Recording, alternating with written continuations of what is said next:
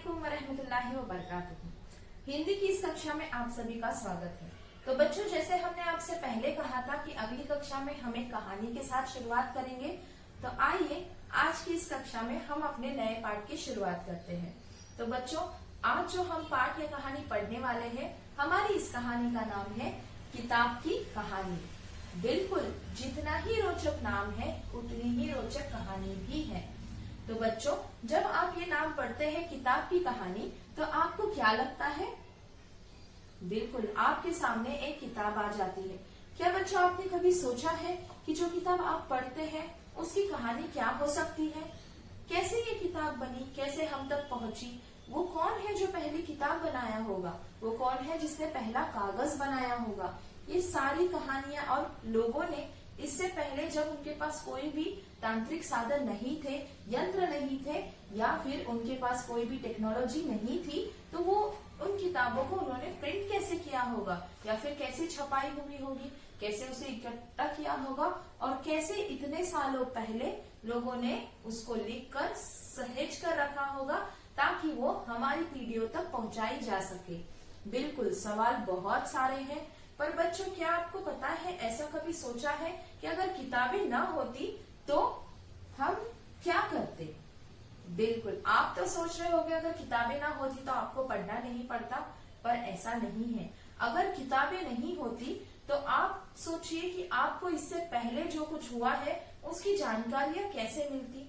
इतनी सारी चीजें जो पहले हो चुकी है, और पहले के ज्ञानी जो थे, महापुरुष जो थे, उन्होंने क्या किया, उन किताबों के जरिए उतना सारा ज्ञान जो उनको था वो हम तक पहुंचाया। अगर वह ज्ञान वह हम तक नहीं पहुंचाते तो हम इतनी तरक्की या फिर इतनी रिसर्च जो हमारी आगे बढ़ चुकी है, एडवांस हो चुकी है, वो नहीं होती। क्योंकि अगर हमारा रिसर्च का बेस नहीं है, मालूमात नहीं है, तो हमें फिर पीछे जाकर पीछे की चीजों का अभ्यास करना पड़ता और फिर आगे बढ़ना पड़ता।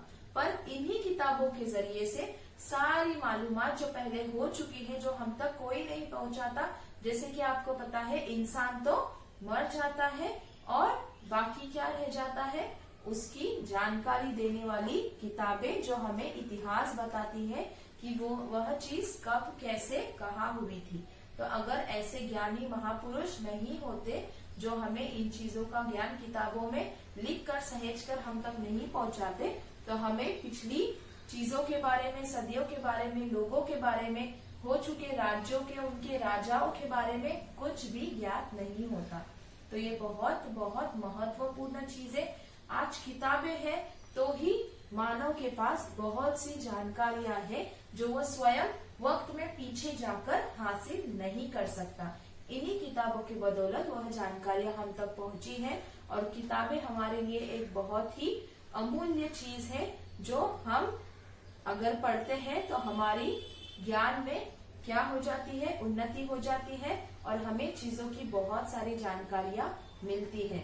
और इन्हीं किताबों के सहारे हम कल हो चुकी चीजों को, आज हो रही चीजों को, और आने वाली जो होने वाली चीजें हैं उनके अनुमान जिन लोगों ने लगाए हैं, वैज्ञानिकों ने, उनके सहारे से हम चीजों को जान सकते हैं, पढ़ सकते हैं। तो देखा आपने किताबें कितनी जरूरी है।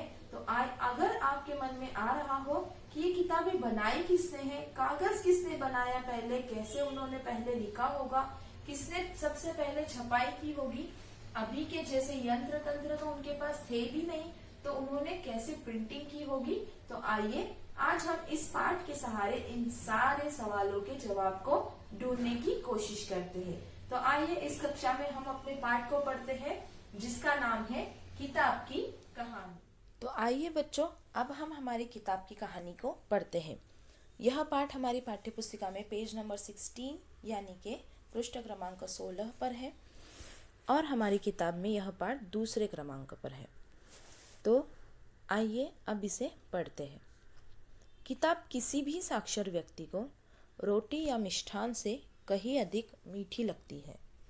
साक्षर व्यक्ति का मतलब होता है ऐसा व्यक्ति जिसको अक्षर ज्ञान हो, और मिष्ठान का मतलब होता है मिष्ट अन्न, यानी कि मीठा अन्न जिसे हम मिठाई भी कहते हैं।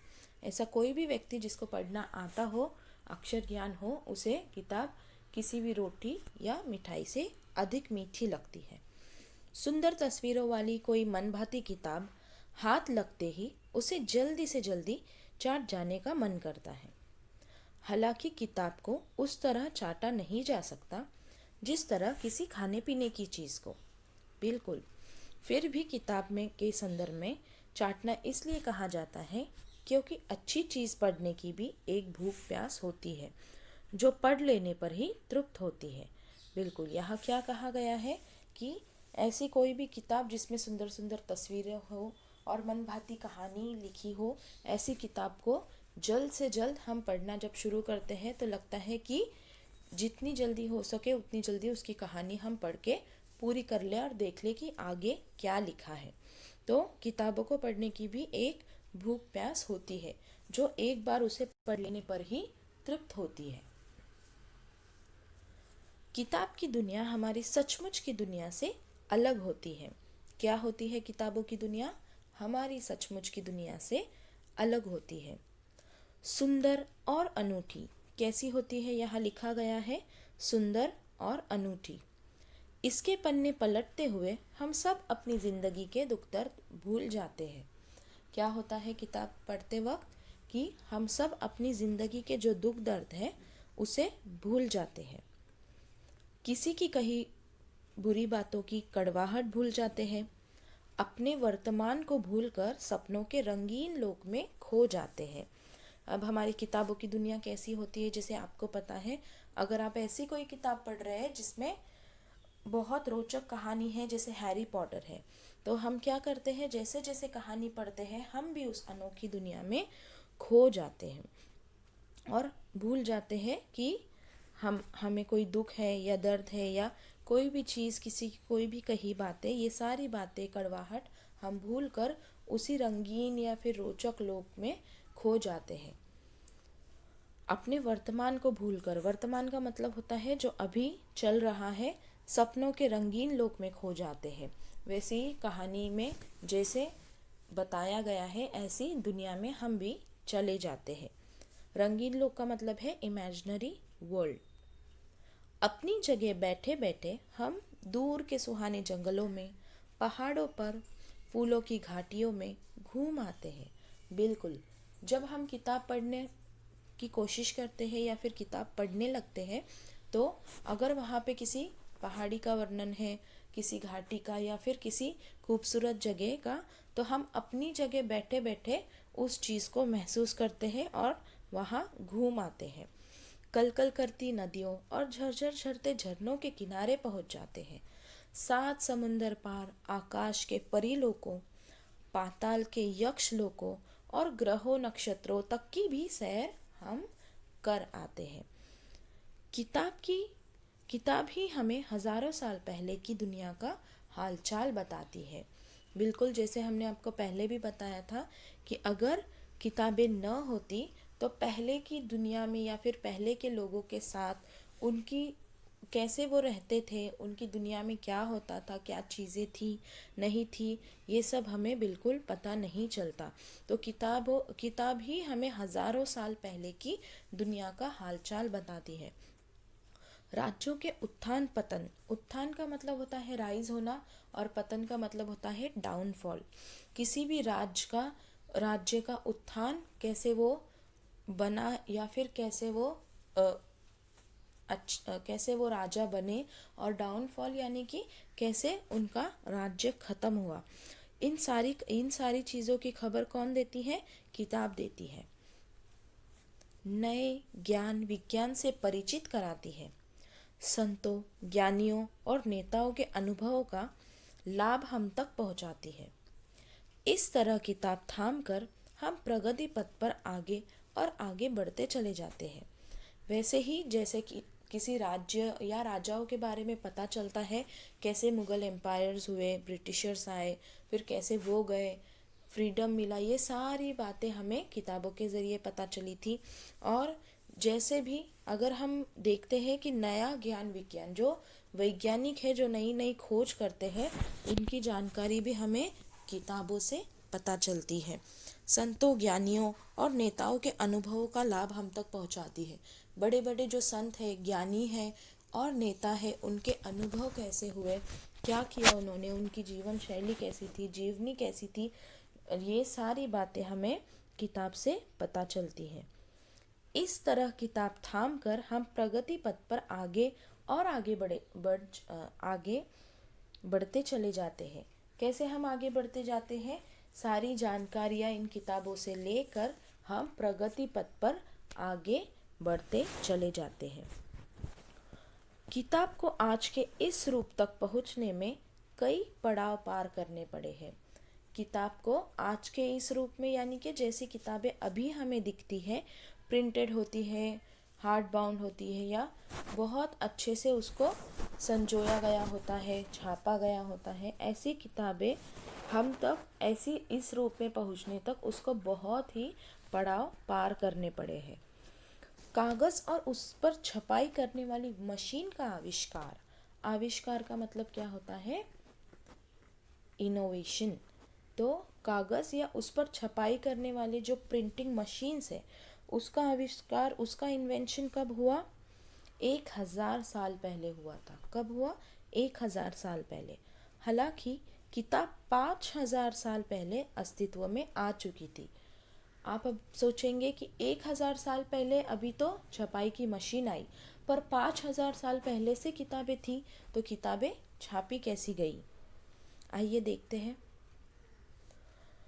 तुम कहोगे कागज़ नहीं था तो किताब कैसे थी? ऋषियों और संतों का दिया हुआ ज्ञान विज्ञान सुरक्षित कैसे रहा? ऐसे लोग जो बहुत पुराने ज़माने में थे, जैसे ऋषि थे, संत थे, वो लोग, उनका जो ज्ञान विज्ञान, जो लिखी गई बातें हैं, ज्ञान है, वो दवाई के बारे में है, बाकी सारी चीज़ों के बारे में, तो वो अब तक सुरक्षित कैसे रहा अगर छपाई की मशीन ही नहीं थी?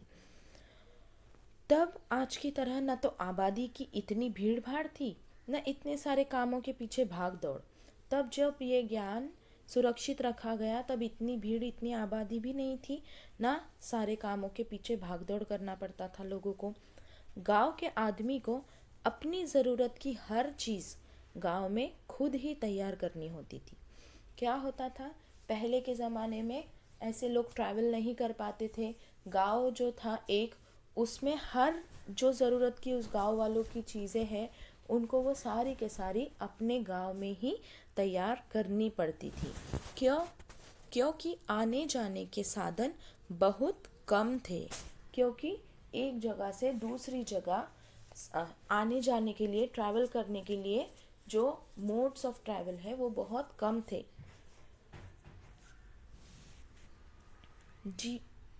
जीवन यापन कठिन था, परंतु जिंदगी सरल थी। पहले के ज़माने में क्या था? जीवन यापन यानी कि चीज़ें कम जिंदगी गुजारने के लिए थी, परंतु जिंदगी सरल थी। एक साथ बहुत सी चीज़ों की तरफ ध्यान न होने से लोगों की स्मरण शक्ति तेज थी। देखा आपने? यही राज है कि किताबें हम तक कैसी पहुंची। एक साथ बहुत सी चीज़ों की तरफ उनका ध्यान नहीं होता था, बहुत कम चीज़ों पर उनका ध्यान होता था, तो उनके दिमाग में बहुत सारी चीज़ों ने जगह नहीं बनाई थी। इसीलिए उनकी जो मेमोरी पावर, जो मेमोरी का यूज़ है, वो बहुत ही स्ट्रॉन्ग मेमोरी थी। तो वो चीज़ें पढ़कर बहुत सारी चीज़ें याद कर सकते थे। स्मरण शक्ति का मतलब होता है मेमोरी। अपने समय के ऋषियों की वाणी से निःसृत ज्ञान जो लोग गाकर सुनाते हैं, बोलते हैं ओरली, निःसृत ज्ञान को लोग कंठस्थ कर लेते थे। कंठस्थ का मतलब होता है याद कर लेते थे पूरी तरीके से। अपने समय के ऋषियों की वाणी से निःसृत ज्ञान को लोग कंठस्थ कर लेते थे। पहले के लोग, जो बड़े बड़े ऋषि मुनि ज्ञानी थे, उनसे जो भी ज्ञान मिलता था वो पूरी तरीके से याद कर लेते थे, क्योंकि लिखने का अभी साधन इतना प्रचलित नहीं हुआ था। यह ज्ञान गुरु अपने शिष्यों को और पूर्वज वंशजों को कंठस्थ करा दिया करते थे। यह ज्ञान क्या होता था? जो गुरु थे वो अपने शिष्यों को दिया करते थे, और शिष्य वैसे ही पूरी तरीके से उसको याद कर लेते थे। और जो घर वाले हैं, जो पूर्वज है, इनसे पहले जो बड़े बूढ़े हैं वो अपने वंशजों को, आने वाली पीढ़ियों को वो ज्ञान देते थे और पूरी तरीके से वो भी याद कर लेते थे। इसी तरीके से एक दूसरे को ज्ञान वो देते गए और वो आगे तक पहुंचता गया। पीढ़ी दर पीढ़ी इसी तरह यह परंपरा चलती रही। एक दूसरे से सुनते गाते लोग सीखते रहे। इसी तरह समस्त मौलिक साहित्य, समस्त यानी पूरा, मौलिक साहित्य की यात्रा जारी रही। इसी तरीके से वह ज्ञान जो ऋषि मुनियों को या फिर पहले के लोगों को पता था, जैसे यूनानी की समझ है, दवाइयों का ज्ञान है, पहले की चीज़ों का है, बहुत सारी चीज़ें लिखी जा चुकी है, ऐसा सारा ज्ञान जो है वो कैसे हम तक अभी पहुंचा, ये बात आपको पहले कैसे सहेजा गया कि वह पूरी तरीके से एक दूसरे को वह ज्ञान देते थे और वो पूरी तरीके से उसको याद कर अपनी अगली पीढ़ी तक उसको पहुंचाते थे। इस ज्ञान विज्ञान को याद रखना कठिन लगता था। धीरे धीरे क्या होने लगा कि इतना सारा ज्ञान धीरे धीरे याद रखना कठिन होने लगा था, या फिर अगर कभी कोई एक इंसान भूल गया उसको, तो वह आगे अपनी पीढ़ी को वह चीज़ नहीं दे पाता और वह ज्ञान उसी इंसान के साथ उसी जगह समाप्त हो जाया करता। तो इसी तरीके से धीरे धीरे क्या होने लगा, यह चीज़ मुश्किल होने लगी कि यह पूरा ज्ञान विज्ञान जो है याद रखना और आगे तक पहुंचाना। तो उन्होंने क्या किया, उसे लकड़ी की छालों, भोजपत्रों आदि पर लिख लिया जाता। अब जब ऐसे लगा कि ज्ञान इतना याद रखना कठिन है, तो उसको लकड़ी की छालों, भोजपत्रों यानी खाने के भोजपत्र होते हैं, आदि पर लिख लिया जाता। ऐसी चीज़ों पर वह उसको लिख देते। कुछ खास चीज़ों को संभाल कर रखने के लिए चित्रों का सहारा भी लिया जाता था। पर ऐसा था कि तभी पूरी तरीके से भाषा का डेवलपमेंट यानी कि भाषा की उन्नति नहीं हुई थी। तो अब वो ज्ञान लिखना तो है, पर कैसे लिखा जाता, तो कभी कभी क्या होता, उनको लिखने के लिए चित्रों का सहारा भी लिया जाता था ताकि बाकी लोग उसको समझ सके जब वो उसको पढ़े। ऐसा 6000 साल पुराना एक चित्र मेसोपोटामिया में मिला है। ये बात हमें फिर कैसे पता चली कि ऐसा एक चित्र मेसोपोटामिया में मिला है जो कि 6000 साल पुराना है। तो इस चित्र से वैज्ञानिकों को ये ज्ञात हुआ कि ऐसे पहले के ज़माने में लोग चित्रों के सहारे से भी लिखकर ज्ञान को रखते थे। कच्ची मिट्टी की आधार पट्टियाँ बनाकर उन पर धार्मिक और नैतिक सूक्तियाँ लिख दी जाती थी। क्या होता था पहले लिखने के लिए, क्या इस्तेमाल होता था, कच्ची मिट्टी की आधार ऐसी पट्टियाँ बनाई जाती और उन पर धार्मिक और नैतिक सूक्तियाँ लिख दी जाती। इसी तरह महत्वपूर्ण दस्तावेज भी लिख दिए जाते। इसी तरह क्या होता, जो महत्वपूर्ण दस्तावेज है, इम्पोर्टेंट डॉक्यूमेंट्स हैं, वो भी ऐसे ही लिख दिए जाते। फिर इन पट्टियों को पकाकर लेखांकन को सुरक्षित कर लिया जाता था। फिर क्या करते थे वो लोग, इन जो मिट्टी की लंबी लंबी जो पट्टियाँ उन्होंने बनाई थी जिस पर उन्होंने लिखा था, वह सुरक्षित करने के लिए उसको पका लेते थे, आग में झोंक देते थे तो वो पक्का बन जाता था। क्योंकि पद्य सरलता से कंठस्थ हो जाता है, इसीलिए साहित्य पद्य में रचा जाता। पद्य को हमने देखा है, पद्य का मतलब क्या होता है, जिसमें लय तुक ध्वनि और ध्वनि साम्य होता है, ऐसी चीज़ों को पद्य कहते हैं, जिसको हम कविता भी कहते हैं। तो क्योंकि आपको कविताएं जल्दी याद होती है लेसन से या फिर कोई भी जानकारी से, इसीलिए जो साहित्य था वो ज़्यादा से ज़्यादा पद्य रचनाओं में रचा जाता था। मौखिक कथन और श्रवण की इस परंपरा से ही हमारी श्रुतियाँ और स्मृतियाँ प्राचीन ज्ञान को हम तक पहुँचाने में सफल रही है। अब मौखिक का मतलब ओरल, मौखिक कथन मतलब ओरली बताना, और श्रवण मतलब सुनना। कोई बता रहा है फिर सुन रहा है, फिर वो आगे जाके दूसरों को बता रहा है और वो सुन रहा है। इसी परंपरा से हमारी श्रुतियाँ और स्मृतियाँ प्राचीन ज्ञान को हम तक पहुँचाने में सफल रही। इसी तरीके से सुनना और याद करना और हमारा याददाश्त इंसानों की क्या करने में सफल रही, वो जो नैतिक ज्ञान था, प्राचीन ज्ञान था, जो पुरानी मालूमात थी, वो अभी तक हम तक पहुंचाने में सफल रही है। संसार में लिपियों का आविष्कार पहले हुआ, कागज का बाद में। क्या हुआ? संसार में पहले जो लिपि थी, लिपि का मतलब होता है जैसे लिखते हैं अल्फ़ाबेट्स, या फिर किसी भाषा को लिखने के लिए जैसे हमें वर्णमाला की ज़रूरत पड़ती है कि उसको इन बातों को लेखन में कैसे बदले, तो उसके लिए लिपि की ज़रूरत पड़ती है। पर जैसे आपको पता चला कि पहले मशीनों का आविष्कार बाद में हुआ, कागज़ का उससे पहले किताबें फिर भी लिखी जा चुकी थी। तो किताबें कैसे लिखी जा चुकी थी?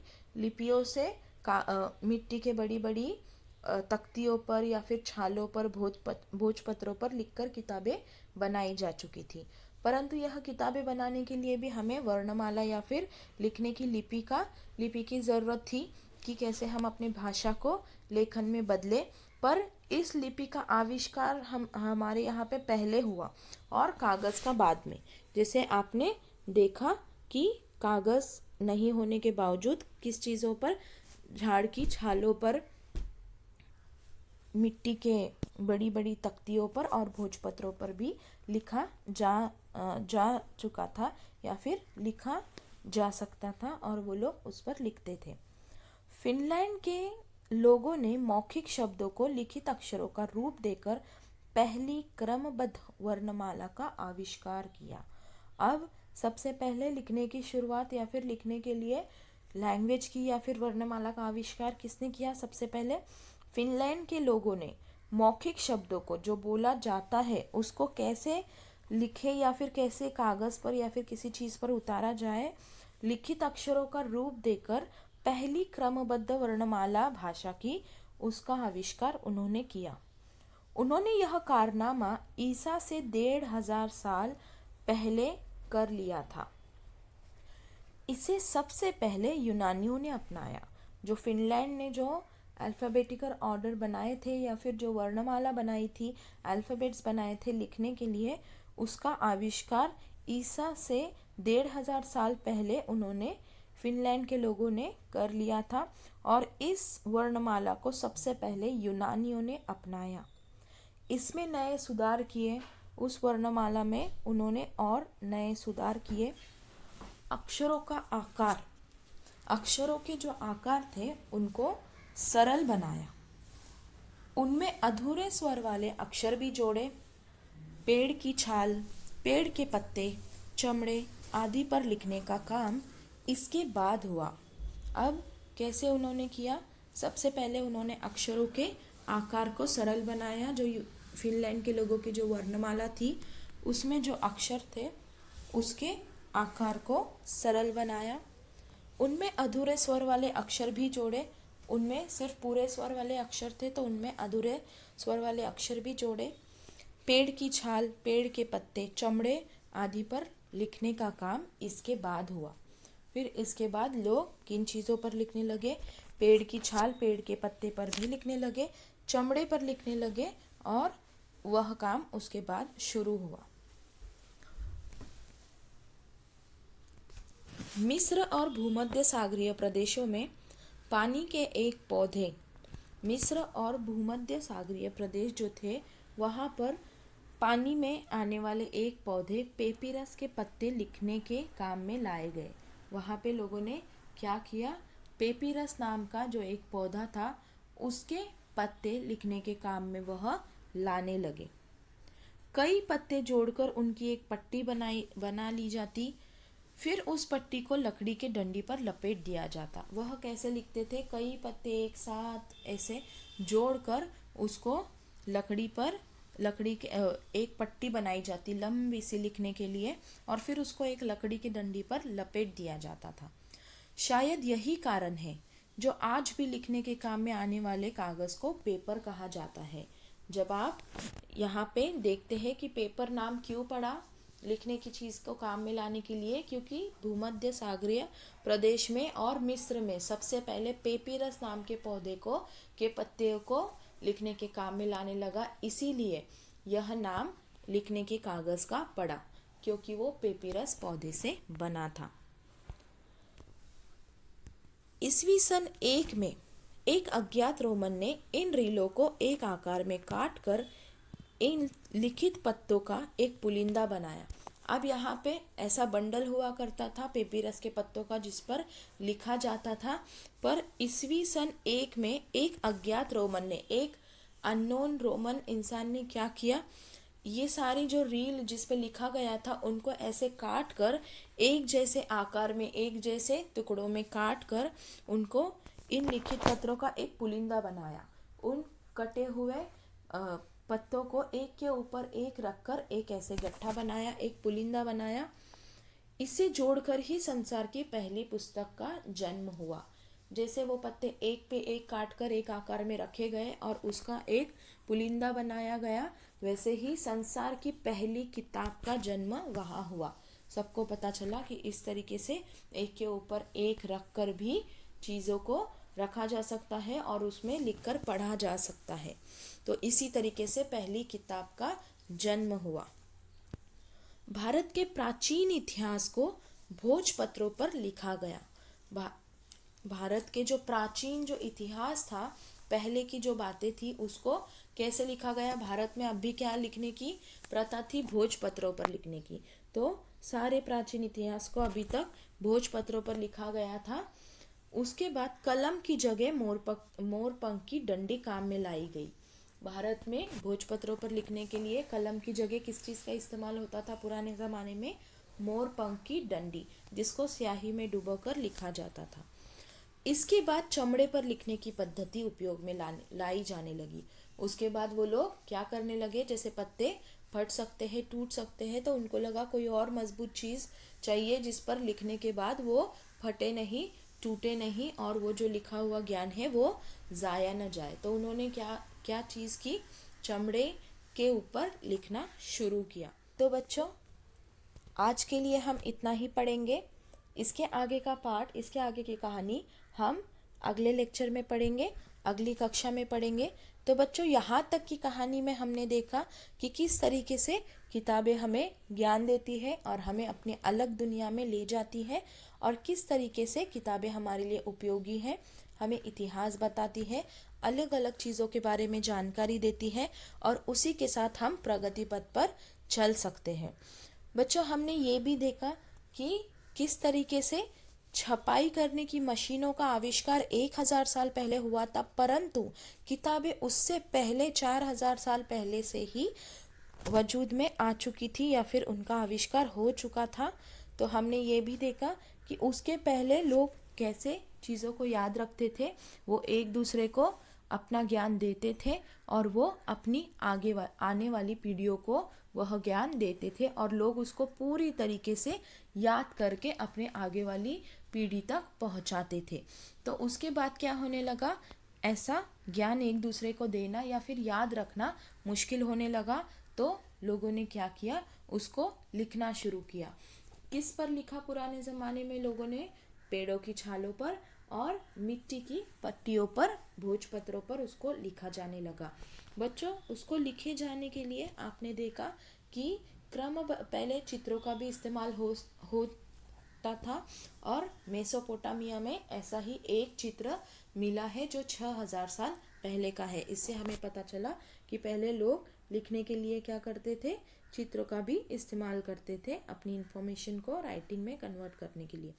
तो बच्चों, हमने देखा कि क्रमबद्ध वर्णमाला का आविष्कार फिनलैंड के लोगों ने कब किया, लगभग ईस्वी से 1500 साल पहले किया।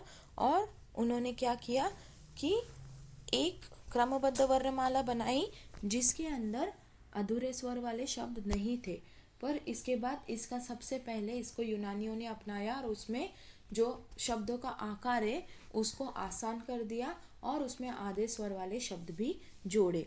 तो बच्चों, इसके बाद क्या हुआ, भूमध्य सागरीय प्रदेश में या फिर मिस्र में सबसे पहले क्या हुआ, पेपिरस नाम के पौधे लिखने के काम में लाने लगे। इसी वजह से आज जो लिखा जाने वाला लिखा जाने वाली कागज़ है उसको पेपर के नाम से जाना जाता है। इसके बाद उन्होंने क्या किया, वो उसको एक डंडे पे लपेट कर रखते थे लिखने के बाद, पर एक अननोन रोमन इंसान ने या फिर आदमी ने क्या किया, उसको इन रीलों को एक आकार में काट कर उसको एक के ऊपर एक रख कर पुलिंदा बनाया और पहली किताब का जन्म इसी तरीके से हुआ। और भारत का जो प्राचीन इतिहास है वो लोग किस पर पुराने ज़माने में लिखते थे, भोजपत्रों पर लिखते थे और मोरपंख की डंडी इस्तेमाल करते थे लिखने के लिए कलम की जगह। और इसके बाद उन्होंने क्या किया, भोजपत्रों की जगह चमड़े पर लिखने की पद्धति उपयोग में लाई। तो बच्चों, हमने किताब का यहाँ तक का सफ़र देखा है। इसके आगे के पार्ट में हम देखेंगे कि कागज़ कैसे बना। तो बच्चों, अब हम मिलते हैं अपनी अगली कक्षा में। धन्यवाद।